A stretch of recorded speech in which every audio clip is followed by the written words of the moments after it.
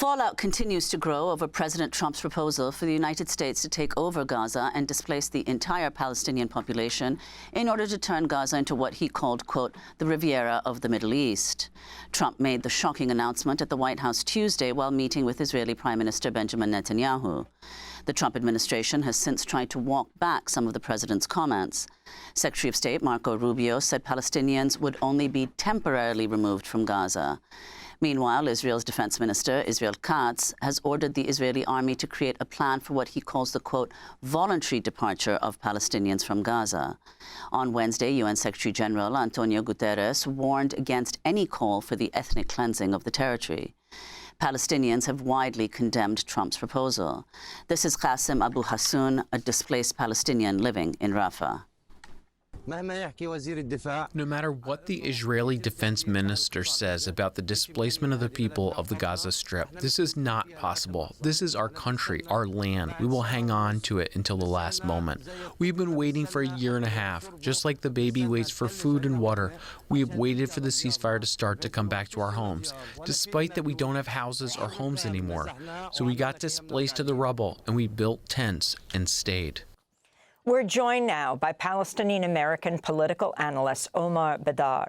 He's a member of the National Policy Council of the Arab American Institute. Omar, thanks so much for being with us. Respond to what President Trump laid out and Netanyahu underscored as they stood at a joint news conference in Washington, D.C. He talked about the Gaza being rebuilt by the United States as a Riviera on the Mediterranean, and again is pushing Arab countries to accept the Palestinian population. He said America would own Gaza. You know, Amy, everything Trump says and does is a little bit extreme, but the lunacy of this particular proposal is really in a class of its own. Now, we've heard a lot of comments from Washington of politicians who glibly say racist things like flatten Gaza and turn it into a parking lot or whatever else. But what Trump has done different is that he's put this forward as a serious proposal, essentially making it official U.S. policy, the destruction of Palestinian society, the scattering of Palestinians to neighboring countries. And on top of that, for the U.S. to just come and take Palestinian territory over and make it part of the United States. I mean, this is just, it's difficult to find the words to really describe how absurd that is. But the most despicable part of it is that it was framed as concern for Palestinians. That's why we're doing this. At a time when he's standing directly across the podium from another man who's smirking, who is wanted by the International Criminal Court because he is responsible for the destruction of Gaza and the devastation of a civilian population, the slaughtering of tens of thousands of children and making it unlivable. All you would need in this case is for the U.S. to tell Netanyahu to stop destroying Gaza and allow it to be rebuilt so that Palestinians can live there as a free people in their own country.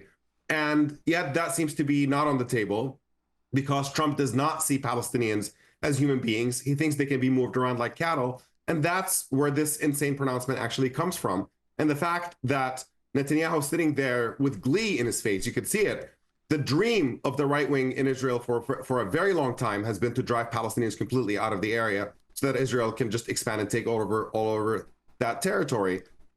It's difficult to imagine that we'd be living in a moment in which the president of the United States is openly advocating that position and facilitating one of the worst crimes that we would have ever seen in history if Israel is allowed to complete it.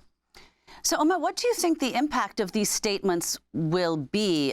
One of the other things that Trump said is that he's discussed this plan with leaders in the region and they all, quote, love it.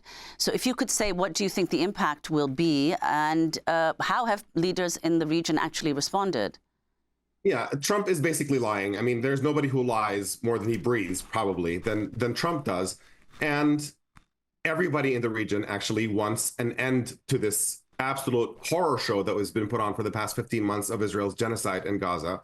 And they want a way to diffuse the situation. And instead, Trump is proposing to exacerbate it, make it worse, and to also impose a refugee crisis on neighboring countries.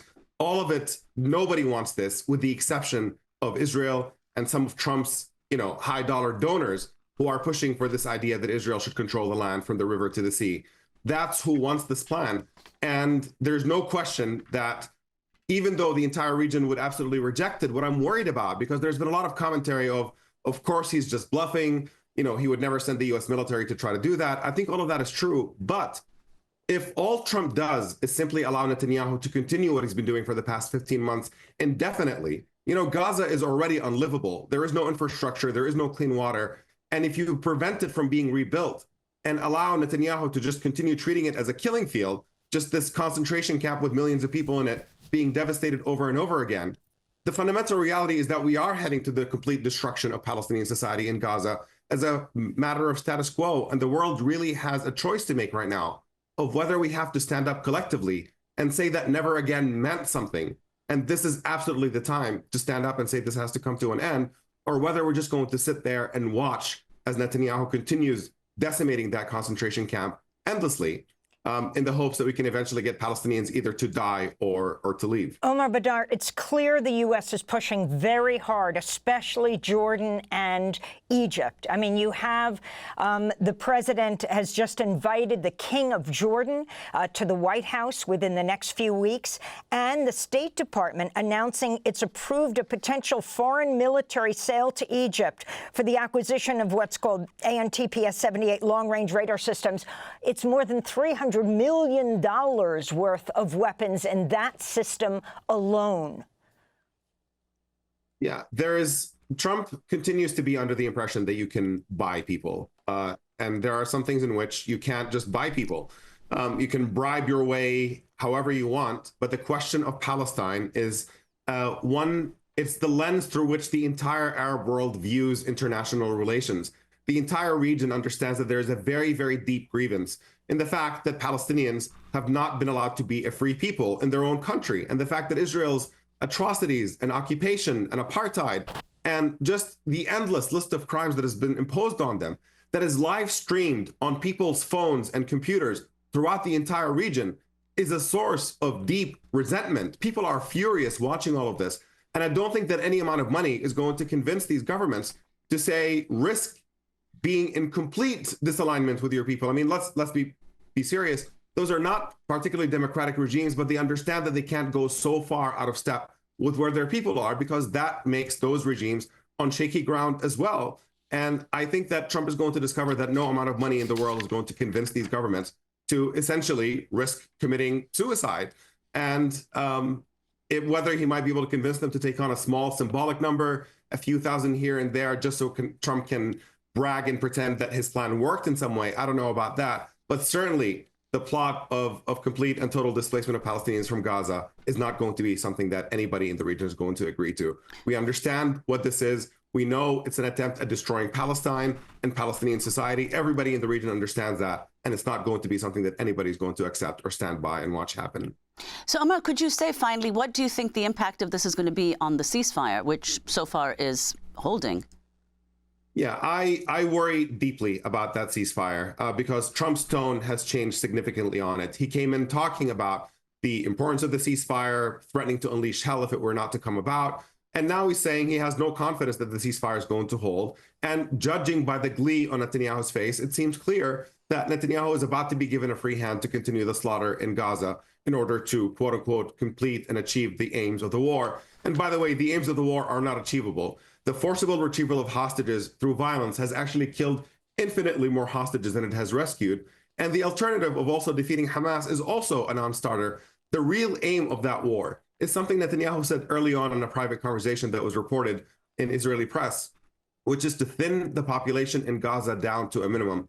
That is the real aim, and that is precisely what Netanyahu hopes to continue doing in order to get rid of what Israel views racistly as a demographic problem. The fact that there are too many Palestinians who exist on the land that Israel wants. That's always been the problem because it gets in the way of establishing this Jewish supremacist state. It makes it a permanent apartheid state to have a Palestinian majority. And that is precisely what Israel is fighting tooth and nail to undo. And no matter what the cost is to the lives of literally tens of thousands of children killed so far and possibly millions impacted if this project continues. Omar Baddar, I want to thank you for being with us, Palestinian American political analyst, member of the National Policy Council of the Arab American Institute, speaking to us from Washington, D.C.